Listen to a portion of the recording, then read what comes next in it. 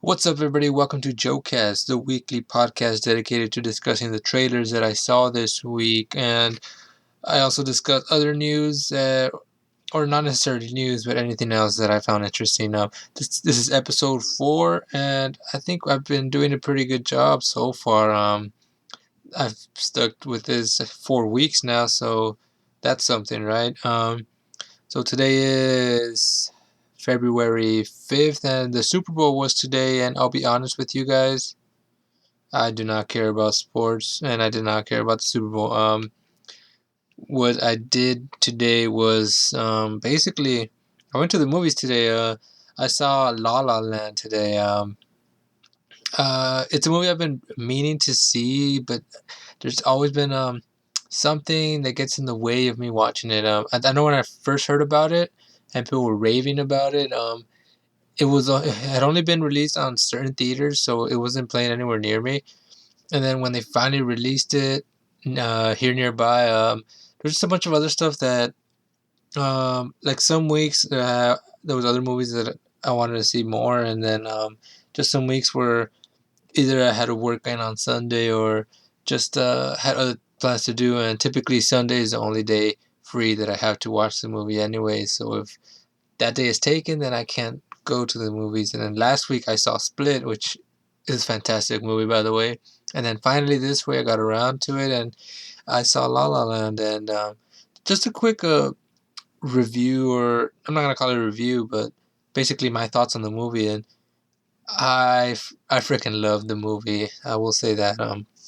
So for those who don't know, La La Land is a musical, and it takes place in L.A. and it's about this girl who dreams of being an actress, and who meets this guy who's a big jazz enthusiast, and his dream is opening a jazz club.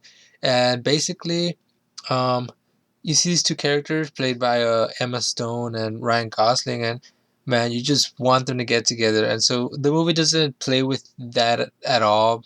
It kind of like they develop their relationship pretty early on, which is good. You don't want them to beat around the bush when we know where it's all leading to. So that I respected them for that. But man, it's what makes the movie so brilliant is the cinematography and just the aesthetic of it all. So you when you're first watching it, it looks like something like from the golden age of cinema. You know, like the old musicals from back in the day, and they mixed that aesthetic and put it in today's time, and it's just something you think it just wouldn't work, but it does. Like the juxtaposition, it actually works, and it makes for a very beautiful looking film. It's very colorful, and they have the dance numbers because it is a musical, and the dance numbers, they have a few that are over the top and wild like you would see in old movies, but for the most part, most of them are very condensed. Well, some of them, some of the bigger ones, are bigger, but the dance choreography isn't too complex because I don't think neither Emma Stone or Ryan Gosling have like a dancing background, but what they did do was pretty good for them, and their singing, while it isn't anything amazing or like spectacular, it's not bad. And it works well within the movie, and it's not jarring, which is good. Sure, these guys are going to be belting out like different what's the word, range. They don't have a wild range in their vocals, but I think the director, or at least the composer of the music, I think he wrote the music and to fit within their vocal range, so it fits perfectly for them. So the music itself, it's very beautiful. It's spectacular, lyrically, and the composition of the music itself. They have like this running tune throughout the film, and it's just like a simple melody, and it's something Ryan Gosling character plays on the piano a lot, and you'll hear it throughout the movie, and it's just it's like very relaxing. You just want to sit back. You just want to listen, and so it's a feel good movie. And as we've seen in previous movies, Ryan Gosling and Emma Stone have like great chemistry, so they just work. Uh, the story itself is very simple. You know, these two have their dream, but they're working out their relationship. So the story is simple, but what makes it great, like I said, it's the visuals, the music, and it's like the sum of all its parts. Like once you combine everything together, it just makes for a great film. Because, like I said, the story itself might not sell you the movie, but it's just everything put together that makes it great. So if you haven't seen this movie, I recommend it. It's definitely a must see. Um, so today was, like I said, the Super Bowl, and that's what I was doing during the Super Bowl. I want to see La La Land. I regret nothing. I have no interest in the Super Bowl. Um, and when I came back home, the Super Bowl was still on, but I decided to pick up my book and keep reading. And so, like I've been mentioning in the previous weeks about my resolution to read more books this year. And so last week I talked about how I was just finishing up the Chamber of Secrets and the second in the Harry Potter series. Today I am more than halfway through the third book, Prisoner of Azkaban, which is amazing for me because it means I'm reading through this really fast, and I'm just so used to not finishing things. Like I keep mentioning throughout my other episodes, is that I start things and just never see them through. So I think this is a good year for me. My reading and this podcast, which is already episode 4, which may not seem like a lot, but to me, being the procrastinator I am, or the lazy person I am, this is a big deal for me, and I'm pretty happy about it. And hopefully, I could apply this sort of a mentality into different aspects of my life, which is why it's important, and which is why I keep mentioning it, even though you guys may not care, but I think it's great. One thing I did want to talk about in regards to the Super Bowl was I did watch the halftime show. No, I didn't watch it during the Super Bowl, but I watched a video on YouTube after the fact, and I knew Lady Gaga was gonna perform. Like I didn't know what teams were playing, but I knew Gaga was gonna do the halftime show. That's because I used to be a big Lady Gaga fan. I still am, I guess, but just not as much. Or I just listened to so much other stuff that Lady Gaga kind of got put to the back burner a bit. But she's still someone I admire, and I I see, and I'm captivated by what she does. I think she's brilliant, and so I watched the halftime show. Um, my quick thoughts on the halftime show. I think it was great. I didn't see last year's. I think last year's was Beyonce, or that might have been 2 years ago. Like I don't even know. No, me personally, I'm not a big fan of Beyonce, so I'm gonna say that Super Bowl halftime show was bad. But the Lady Gaga, I do like, and I think her performance was great. She played a bunch of her hits, like some of the earlier stuff too, like Poker Face and Just Dance, which I wasn't sure. I wasn't sure if she even still performed those songs. And like like always, and she is a great performer. She's great live. She has great vocals live as well. She was not lip syncing. She had a few of the audio tracks playing in the background, but that's mostly throughout like the chorus and stuff like that. But most of the verses, she was singing it the whole way through, and that in and itself is is great. But what doing it while she's dancing the way she is with all the choreography, that takes skill. So she's very dedicated, and it shows. And uh, I will say it was a good show, good halftime show. Uh, so that's enough of that. So I think we should just jump straight to the trailers, because there is a lot of trailers I saw this week and a lot of stuff I need to talk about, and that's not even counting the Super Bowl trailers, which I will talk about towards the end of the show. But in the beginning of the week, the first trailer that I saw was one for a movie called In Dubious Battle, and this one caught my eye mostly because it was a James Franco movie, and I think it was last week where I talked about another James Franco movie that looked very interesting to me. This one also does, and this one's also directed by James Franco. Now, I believe this is his directorial debut, though I'm not 100% sure, so don't quote me on that. And it's about like a an activist in a labor movement for the labor movement for farm workers in California during the 1930s. And from what I got in the trailers, they got all these people working in the farm, and then they cut their wage, so they're living off of they're getting paid like dirt dirt dirt salary, like they're making very little, and so these uh these activists or these farmers who are kind of led by James Franco's character, they kind of go on strike, and I guess in the movie is going to be about their struggle and trying to obtain uh, a better wage because what they're making is not enough to support themselves or their families. And so this movie is an adaptation from a book from John Steinbeck, and it's like a bestseller. And yeah, I think I think this movie looks great. James Franco looks great, and the cast is is amazing. Just to read a few of the names. So James Franco starring in it. Nat Wolff, Vincent D'Onofrio, Bryan Cranston's in it. Selena Gomez, Robert Duvall, Ed Harris.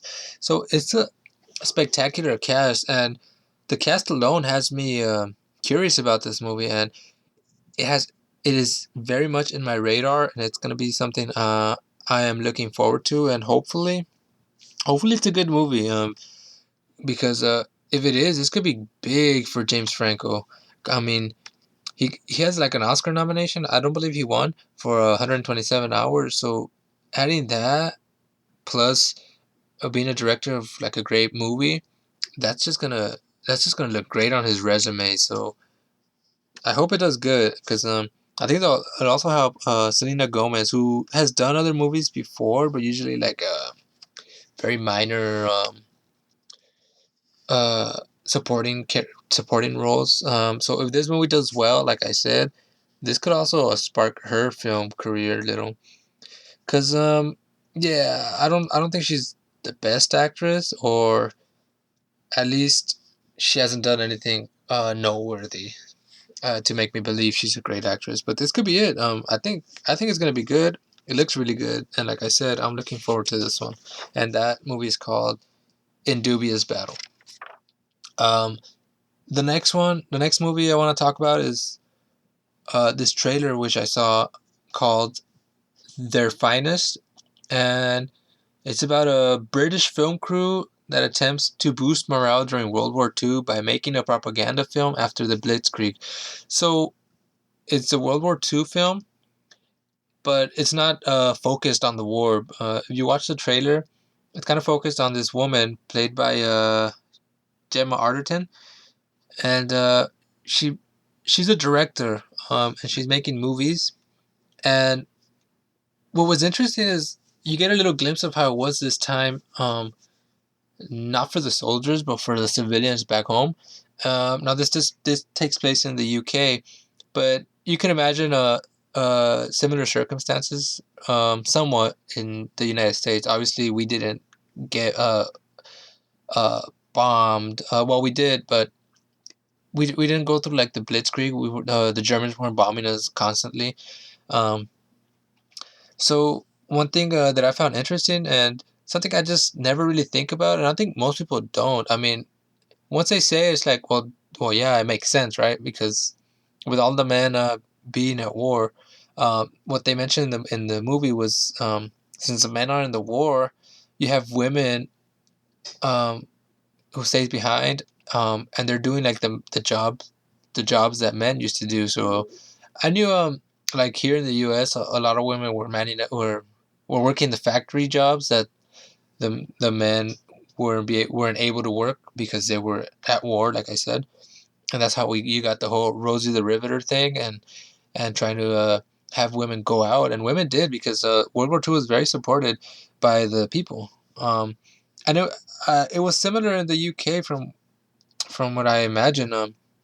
With all the men going to war, and so in this movie in particular, this woman is a director and she's directing a film, and one of the stars in the film, he's like an older actor, and he's played by Bill Nighy, um, and he mentions it how only the old people and the women are left to do these movies, and I thought that was a good point that I just never thought about. I mean, it makes sense, but it's not something you think about when you think about World War II.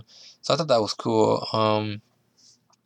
They do show a little bit of the sexism that you'd imagine was around back then. They mention how she'll do this job, which is writing the script, directing the film. And they say she'll take no writing or director's credit, and she will also be paid than her male counterpart. And that's something that was around back then, and even today, it's argued a lot that women are underpaid as opposed to when compared to the men coworkers. So I thought that was I thought that was interesting, and it might play a role in the movie as well. Uh, also, so the movie, like I said, stars Gemma Arterton, Sam Claflin, Bill Nighy, and Jack Houston, and I think this movie looks good. Bill Nighy, from the clips they showed in the trailer, he looks very charming. Very funny. He might bring the I don't want to say comedy relief because it's not a comedy, but he does bring. It does look like he's bringing the lighter moments to the movie, which is good. You don't want the movie to be somber all the way through because I don't think this is that type of movie. Um, Arterton looks great as well. It looks like she's acting her ass off, and I hope this movie does good because I think she deserves it. So yeah, that's their finest, and I'm looking forward to that one. Uh, Now the next movie, it's a movie I discussed. I think it was in my first episode, and that was Beauty and the Beast. So this week we got I believe it's the final trailer, and one thing I said in the first time in my first show was that we hadn't seen much of the other characters. We saw Belle, we saw the Beast, but we didn't see much of the servants, because we know in Beauty and the Beast the servants were turned into basically the dish where the candle, you have the furniture, and so we had no idea how it was gonna look all on screen. We saw like a very quick second of Gaston, and I mentioned how I wasn't sure if Luke Evans could pull it off, but we finally get a new trailer, and I'm gonna play it for you guys because um, I think it should get the visuals, um, or picture in your head, I guess, while the trailer's playing. My dear Belle, you're so ahead of your time. This is a small village. You are the most gorgeous thing I've ever seen. Nobody deserves you. And it's small-minded as well. But small also means safe.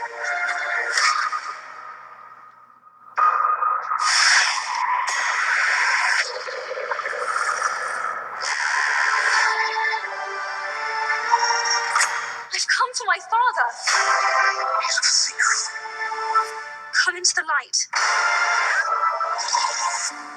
I will escape, I promise. Look, a girl. Who said that? Hello. You can talk. Hello, of course. It's all he ever does. How lovely to make your acquaintance. Want to see me do a trick? What happens when the last petal falls? The Master remains a beast forever. And we become antiques. What did you do to it? Nothing. Get out of here! Go!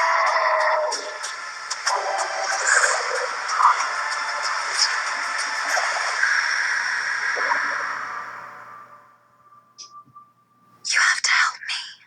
You have to stand.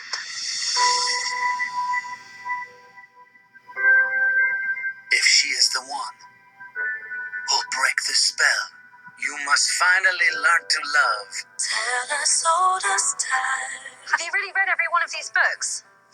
Some of them are in Greek. True as it can be. Early heroes rise, there's somebody's rise, unexpectedly. Sentinels of sun,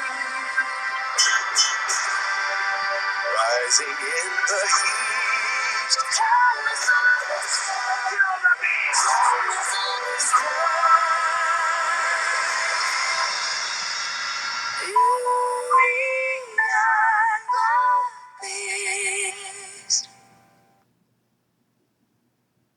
That was a Beauty and the Beast, and that will come out in March 17th. Now, I'd recommend you guys watch the trailer just so you can know what I'm talking about.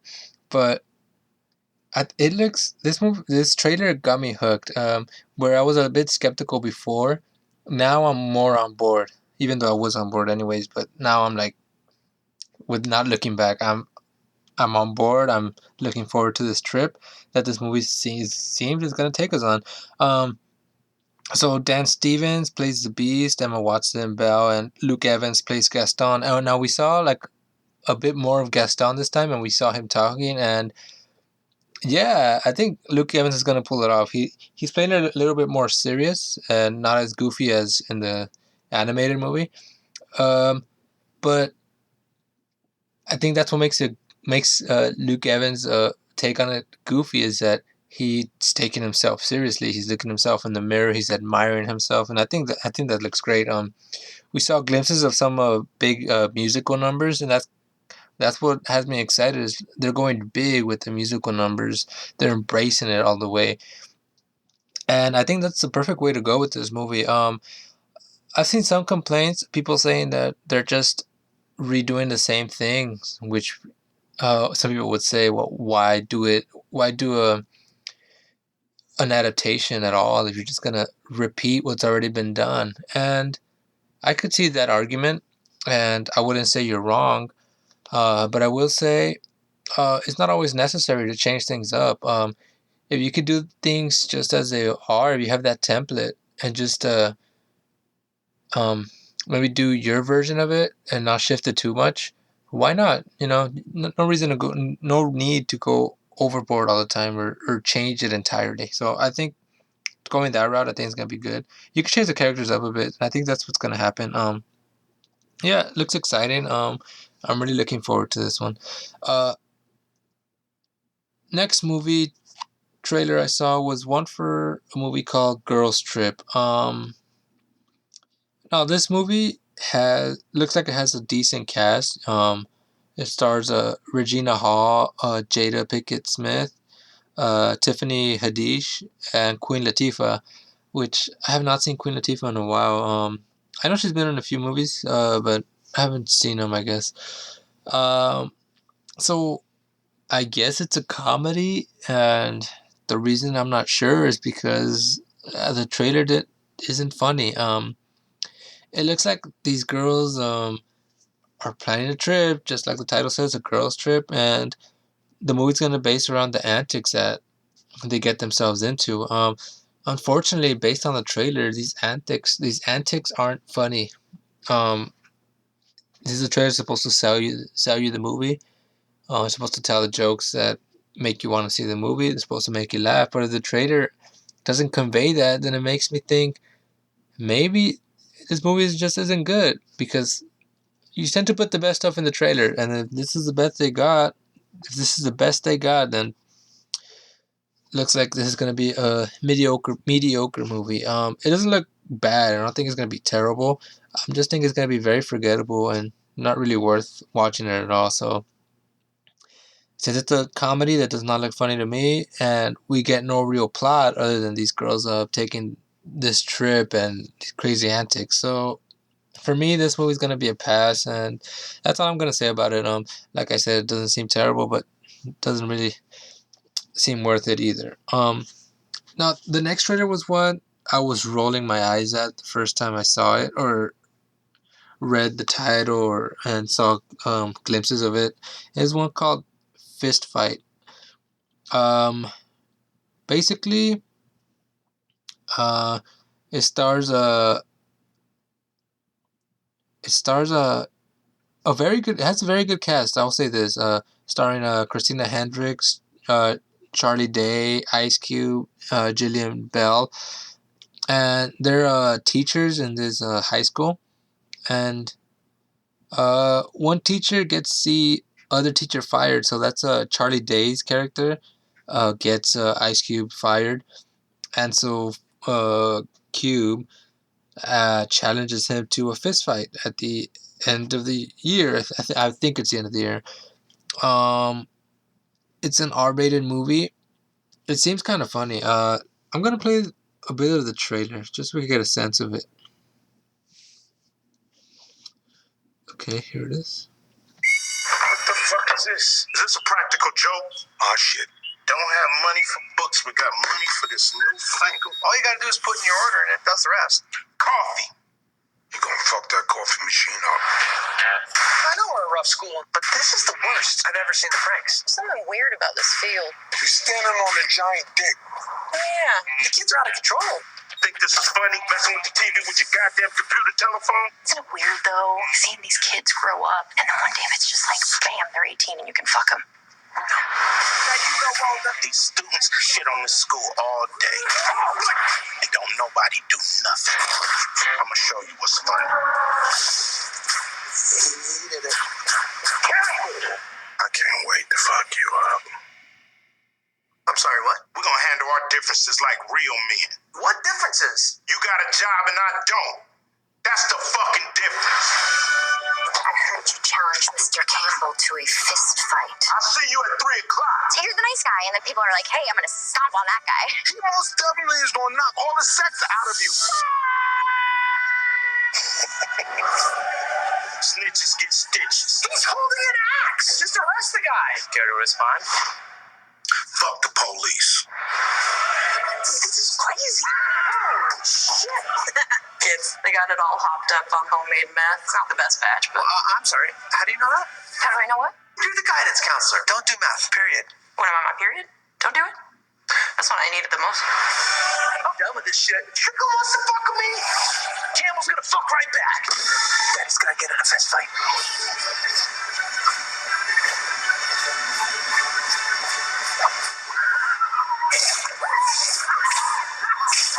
Fucking little motherfucking sons of bitches. This shit is getting violent. I look like a fucking minion.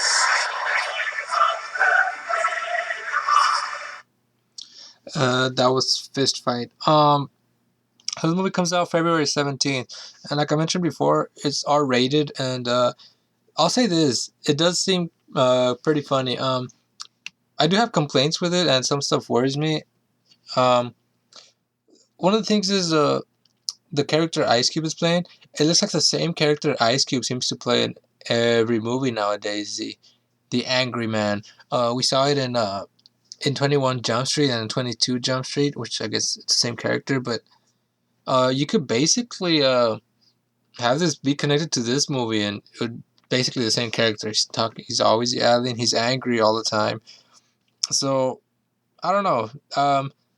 He does it well, so I guess I can't complain too much. But I will like to see him in different roles if he wants to keep being an actor, I guess. Because does this man have range? I don't know if he's doing the same thing all the time. It does look funny. Which some of the stuff surprised me. Jillian Bell, I think she's pretty funny. That whole line of how the students are 18, so now you can fuck them. I thought that was funny. Um, one of the other the things that has me skeptic as well is that I feel like this is one of those trailers for a movie that the best jokes are in the trailer. I'm hoping that they have more jokes to tell and that they didn't just give us all the good stuff in the trailer, and then when you see it, you're just gonna be like, "Well, I've already seen all this." So that's one thing that has me skeptical. But like I said, it was a movie that I wasn't looking forward to at all, and now I'm just like, maybe it's gonna be good. Who knows? It could be another 21 Jump Street for me. I don't know. So we'll wait and see on that one. Uh, Next trailer I saw was for a British movie called The Chamber, and this one's directed by Ben Parker. So it's about a pilot of a small submersible craft and a three-man special operations team who are on a secret mission, and they become trapped underwater inside this craft. It's a submarine basically, but it's a small one. Um, yeah. So the premise is very basic. It's I don't know what you call the genre. I guess it's a bottle film since they're in this confined space the whole time. But that's one thing I noticed from the trailer. It gives off this vibe of that it's very claustrophobic, and I think that's perfect, especially for this type of movie where you're in a confined space, and they portray that very well. Specifically with the way they use the camera, where it's like very up close, you're right in the actors' faces, which is how you would be if you were in that situation. So it feels like you're in there with them, and that's done very effective in the trailer. So that's I think that's gonna make this movie great. Which you would think it's very hard to get good angles when you're in such a confined space, but I think directors and cinematographers they get very creative when they're in these type of environments. So I'm looking forward to that one. It also seems like a very tense movie because I think there's like some shady stuff going on of like maybe based on this mission that they're on because it is a secret mission and this guy, the pilot of the submersible, he's not in the military. He's a civilian, so I don't know. He's probably like creeped out, and that I think that's gonna make for an interesting movie where you just don't know what's gonna happen. So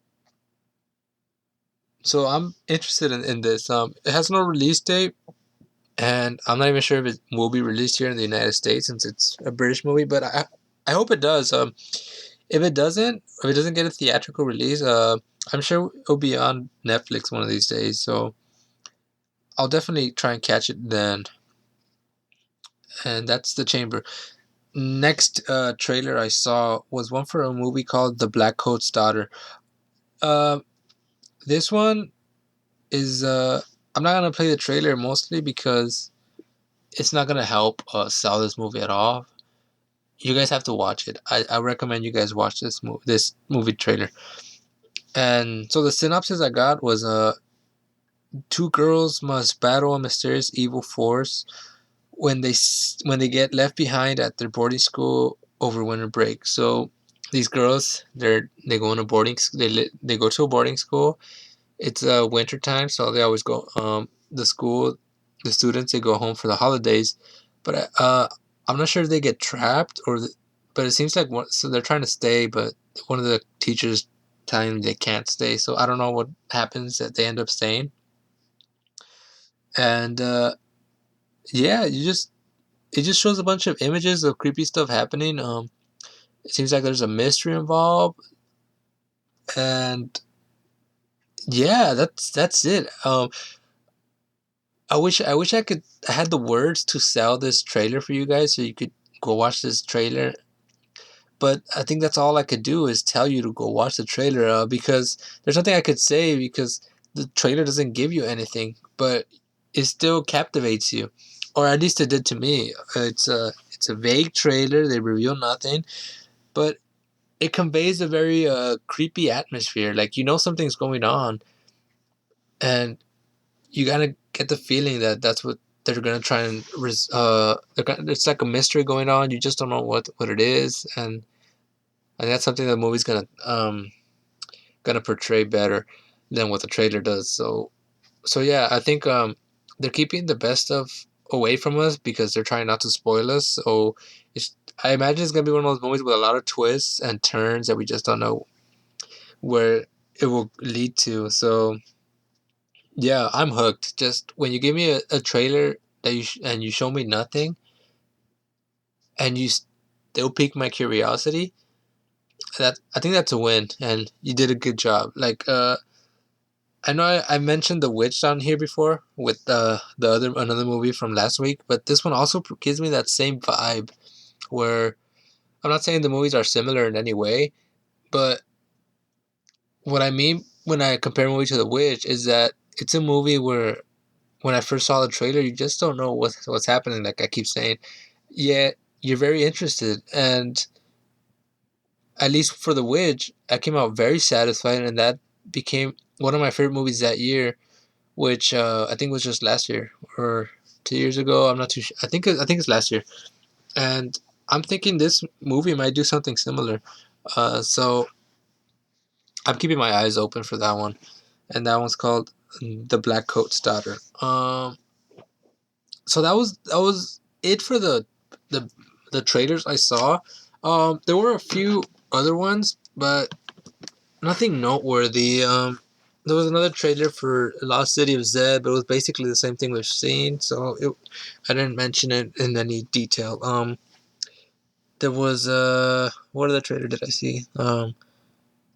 Yeah, I didn't write any of the other ones down just because, like I said, they weren't interesting or it's just stuff we've already seen.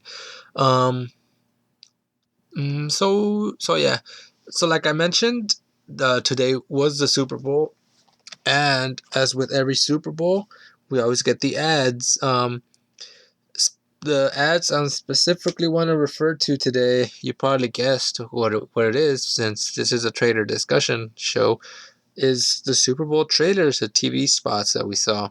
Um, and boy, we got a bunch of good ones. I think less than we've had in previous years, but I think there's still pretty good trailers. I will say I'm disappointed that we didn't get trailers for movies we haven't seen before, or trailer debuts. I guess is what I'm trying to say. So most of these are trailers, smaller trailers for movies that we've already heard of or we're already seen trailers to. Um, so I think the first one they showed is one I saw a few days ago actually, because they've had it on YouTube for a while. It was one for Ghost in the Shell, and I don't want to talk about that one because it's basically the same thing as the first trailers they showed for Ghost in the Shell. They offer no new footage at all, except for one small little shot of Scarlett Johansson's face coming up because she is like an android, I guess. So, which I thought that was pretty cool. I'm looking forward to that movie. It doesn't sound like it, like because it seems like I'm bashing the trailer, but it's just the same trailer we've seen. But the movie itself, I am excited to watch. Like they already sold me specifically on how it looks. It's visually very interesting. And unlike a lot of stuff we've already seen, it looks very original, I guess, or different. But the first trailer I want to talk about, and I'm gonna play it. It's for a movie called Life, and this movie stars Jake Gyllenhaal, Ryan Reynolds, Hiroyuki Sanada, and Rebecca Ferguson. And I'm gonna play the trailer before I discuss what it's about. Are you recording this? Ready.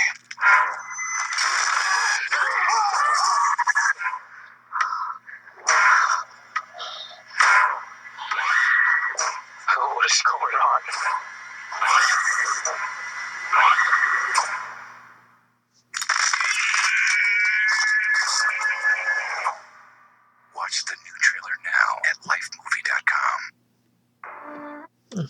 So that movie's called Life. So this movie, I recommend you guys watch the two other trailers that are on YouTube because they're like extended trailers and they show a lot more of the story. So it's basically about an international space crew and they discover life on Mars. And so it's not like aliens or like little green man type of a life, but it's basically the mission they go to, and this is shown in one of the other trailers, is they're recovering like a pod that leaves on Mars, and it's a human pod that we sent, but it's like the first one that comes back. So they're recovering that pod, and on the pod has some samples taken from Mars, and one of the samples has a single celled organism that they refer to in the trailer.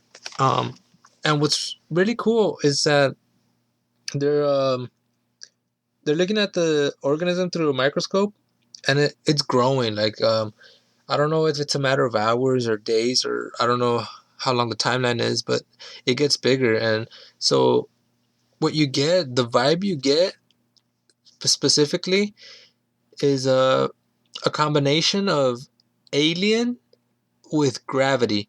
And the reason is this organism, when it grows bigger, it attacks one of the scientists, the one that's looking through it, and so automatically that's like a callback to Alien and the Alien franchise. I won't say it's a ripoff, but you can see the similarities with those two movies. And as the trailer plays, and I'm specifically talking about the longer trailers because you see a lot more of the story and how it works. This I don't know if it I don't know exactly what the hell's happening, but the ship they're on, or the space station, it starts malfunctioning, partly due to the creature that's inside. And basically you see like stuff crashing, like other satellites and stuff like that, and it looks basically like if you took a scene from Gravity and like mixed it with something else. So that's what I meant by it's a combination of Gravity with Alien, because it's like a disaster movie where the shuttle is is falling apart basically, and so these guys are struggling to survive. Um, so they mentioned in like one of the extended trailers that these organism or these creatures, they theorize that they wiped out all life that was on Mars. So the scientists in this in this movie universe, they speculate that there was life on Mars, and it was probably like a green environment, kind of like on Earth, but this organism wiped out everything. So now they fear that they're bringing this back to Earth, and they're basically trying to find it and destroy it before they get to Earth, because they don't want it to land on Earth and risk it destroying all of Earth. So I think that's pretty cool. It has a lot of potential, I think.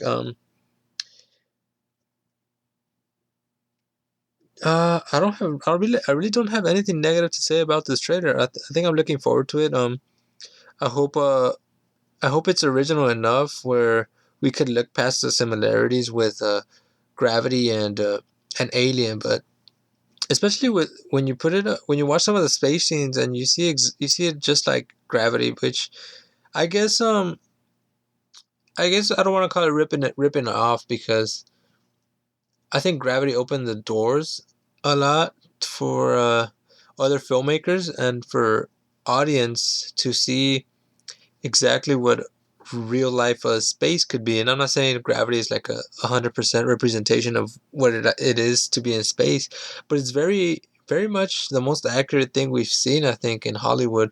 And it kind of showed the success of that movie kind of showed Hollywood and Hollywood execs that the audience can handle realism in sci-fi. So adding the realistic space aspect to a science fiction movie, I think enhances that movie a lot. So I think I don't think it's a ripoff, but I believe it opened the doors and allowed them the confidence, I think, to make it more realistic instead of fantastical. And I think they have confidence that the audience will respond well to it. So I'm looking forward to that. And that movie comes out March 24th. The next Super Bowl trailer was the one for Transformers last night. Yeah, similar to Ghost in the Shell, this one doesn't show a lot of new footage, basically the same things we've seen before, which I don't know. I feel like we all agree that these Transformer movies aren't good, yet they keep making a lot of money, so somebody's lying because somebody's watching it.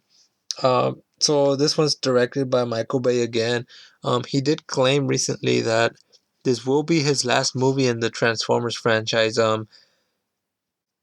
Some people are skeptical about this because if it makes money, they think he'll come back and direct more. But I think even if you do make money, there's only so many times he'll keep coming back to a franchise. As much as we hate on Michael Bay, I'm sure he wants to stretch his artistic legs and do something else.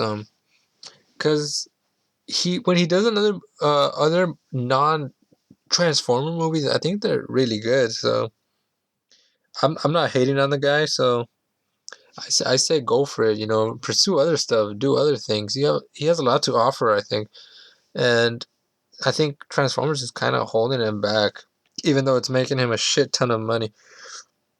So this trailer again stars Mark Wahlberg as a scientist, and I think I don't know. I was talking to my cousin about this earlier. I don't think he's a scientist, but he's more like of an electrical engineer, which is just like really Mark Wahlberg.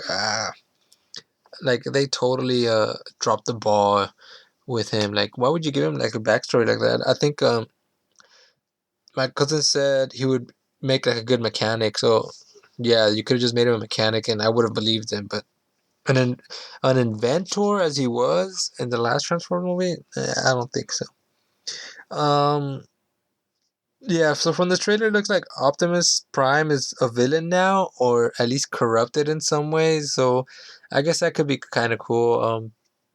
Since I don't know what other villains are left, and it seems like he is the main villain. We're not showing anyone else in the trailer. It looks like the government is still going after Transformers. Why I don't know. Also, there's lots of explosions. So, yay, Michael Bay movie explosions. Who who would have thought, right? Um, yeah. So my problem with the Transformers movie, I don't think they're well, okay. Yeah, I think they are bad. But the reason they're bad is they're basically all the same movie. The first movie, I remember when it came out, I actually really liked that movie. I saw it a few times in the theaters. And that's because we had never up until that point we had never seen anything like that on screen. It was something original, something we even though it's an existing franchise, but it was something original that we hadn't seen in movies. And it was done decently.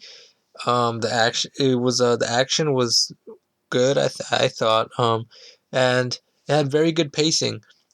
As the series went on, the movies got longer, more convoluted plot lines, which you don't really care about. You just want to see the robots fight. But now you don't see the robots fight. It takes like an hour before you see anything happen. And with the movies getting longer, they're just getting boring because when they do fight. It's the same thing. So we're seeing the same movies now done over and over again, adding nothing new. Now, am I hopeful for this one? Nah, not really. But if it's good, then it's good, and I'll admit to it. I don't hate the franchise. I just think it's just dry. So that's all I'm gonna say on that.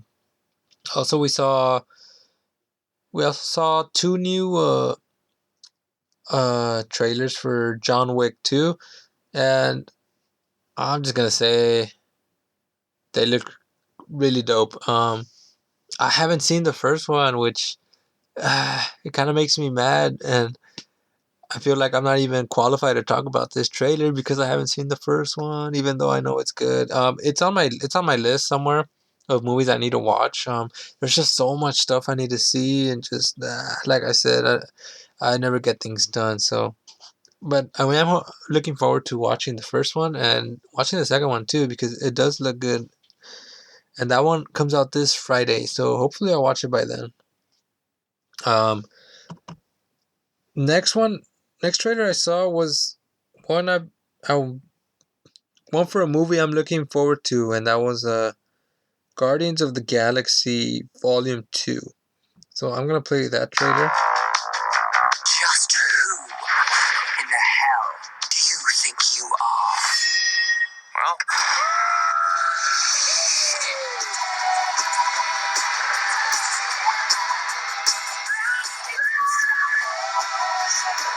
that was awesome!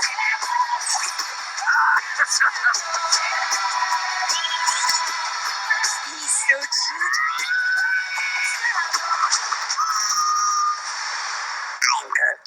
What's that? He says, welcome to the frickin' Guardians of the Galaxy. Only he didn't use frickin'. Look out! Oh, wow. I tried, guys.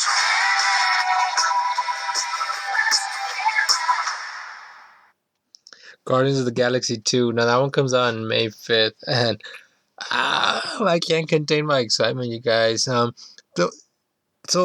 it doesn't show too much new footage, but the little it does, man, it just gets you so pumped. Yeah. So again, this movie is directed by James Gunn, who directed the first one, and it stars just look at how big this cast is, and these are I think are going to be the main characters. So you got Chris Pratt returning as Star Lord, Zoe Saldana as Gamora, Dave Bautista as Drax, Bradley Cooper who is voicing Rocket Raccoon, Vin Diesel who is back to voice Baby Groot. I am curious to see if he's actually speaking like a baby or if they're digitally enhancing it to sound like a baby.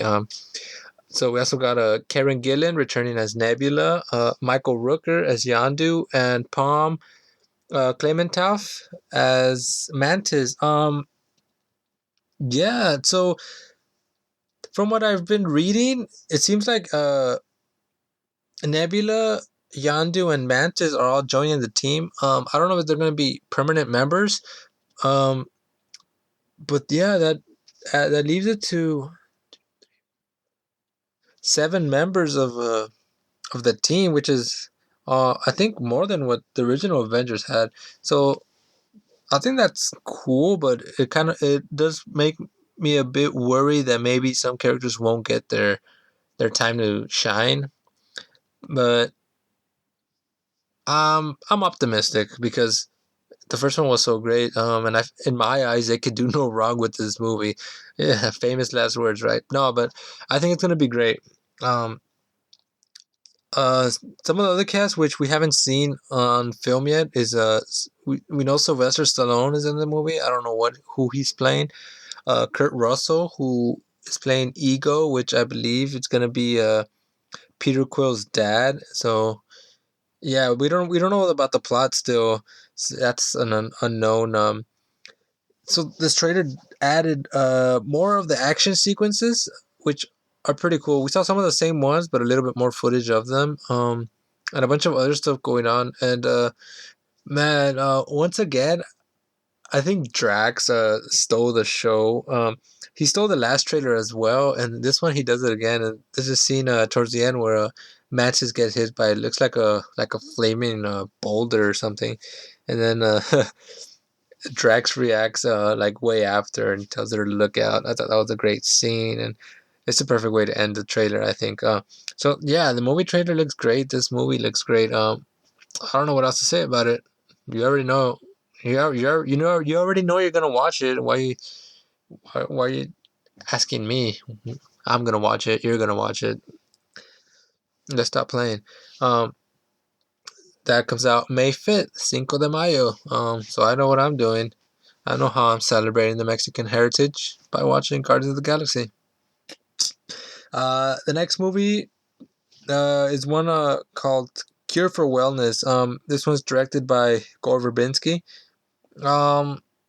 So this this trailer, it didn't show much. Other it just showed a bunch of the creepy imagery, and it makes it seem kind of similar to Shutter Island. Um, I did see one of the longer trailers, and I saw it in theaters when I was watching Split, I think last weekend. Hold on. Sorry, it's late. Yeah. So in the other trailer I saw, this guy, he he's at a company and he's like having like a meeting, and then they're sending him to this I guess it's a hospital or like an asylum to look for another worker, like someone else who works there, because they say he went in there to get cured for something and he never came out, so they sent him to go and find him.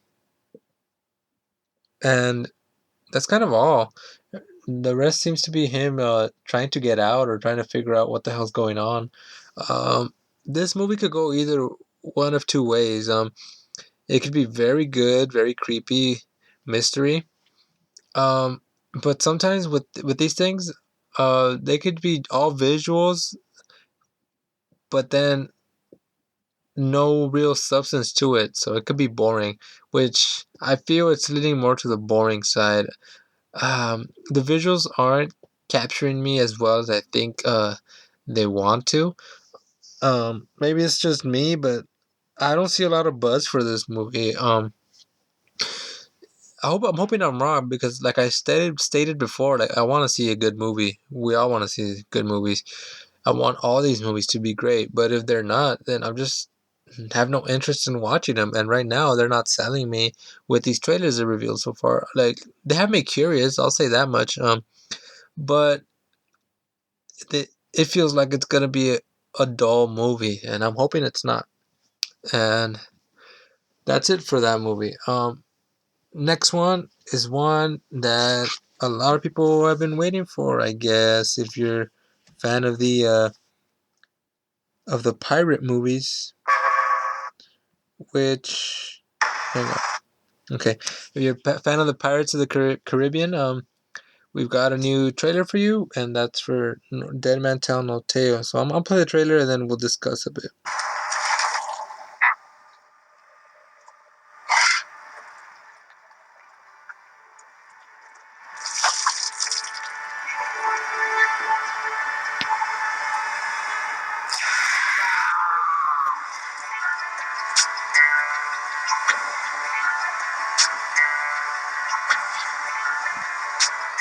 When I hear the trumpet sound, I'm gonna rise right out of the ground. Ain't no grave can hold my body down. The dead have taken command of the sea. They're searching for a sparrow. Well, look way down the river. What do you think, guys? I see a band of angels, and they're coming after me. Ain't no grave can hold my body down. There ain't no grave can hold my body down.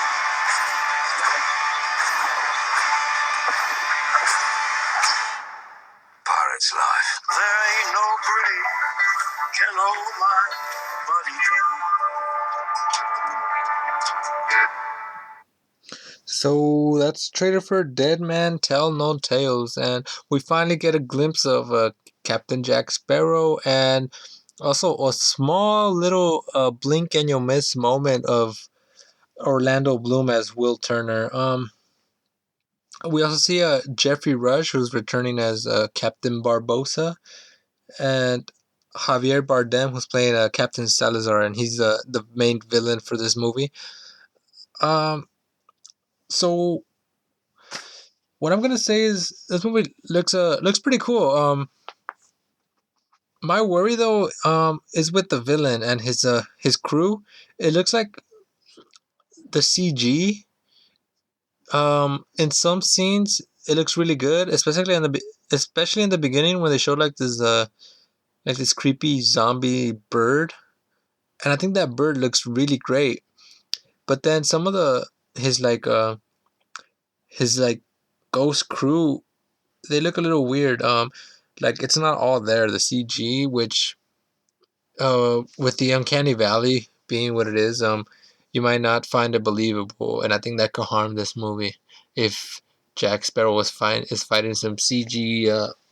uh some CG antagonist.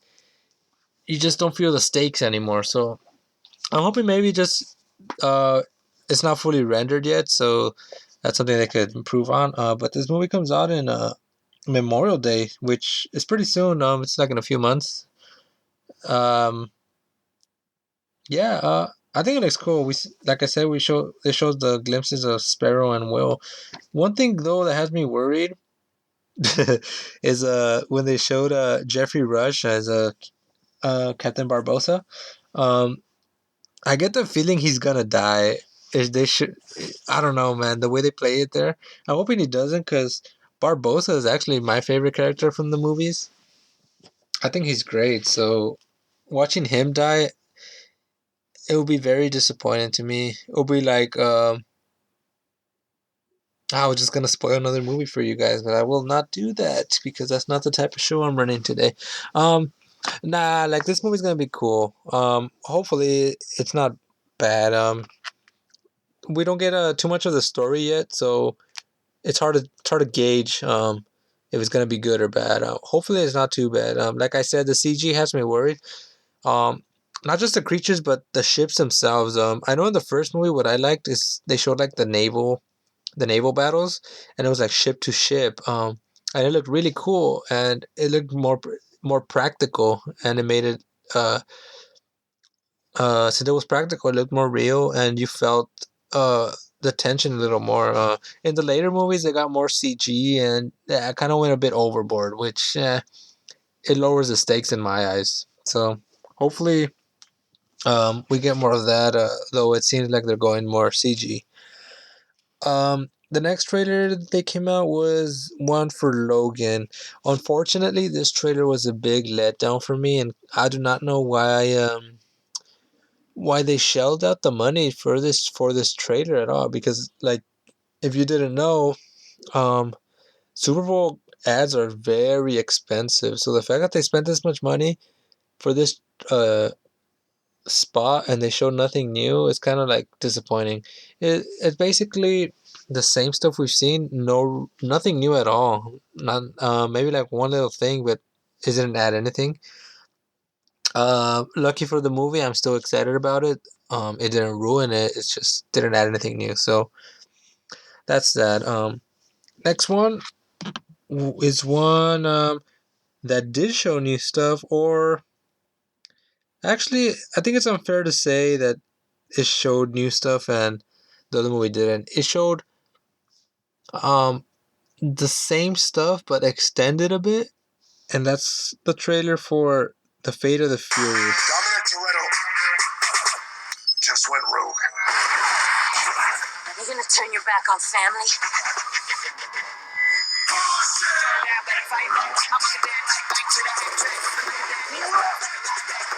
I'm taking you down, Toretto. Want to play like that? If you're gonna catch Dom, you're gonna need a little help.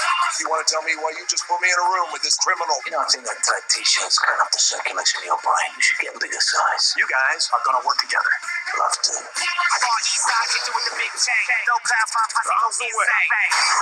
Holy! You just don't give up, do they? Oh, damn! Fire!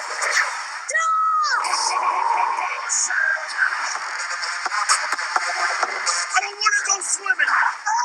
I got you, brother.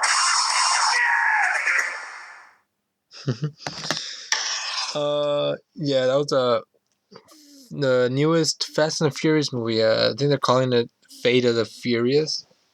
Although I ever heard some places call it Furious 8. Man, this is a franchise. Like, if you watch the first movie and you watch it now, you won't even believe they're connected at all. It's just gone so over the board, off the rails, batshit insane, and it's amazing for it. Yeah, it's a movie that doesn't take itself seriously. It knows what it is, and does it so well that like you start seeing a bunch of copycats, like Need for Speed, which was a terrible movie, by the way. Um, yeah, there's not much I can say about this. It looks like they're forcing enemies to work together. So Jason Statham's character is returning, who was a big baddie in the last one.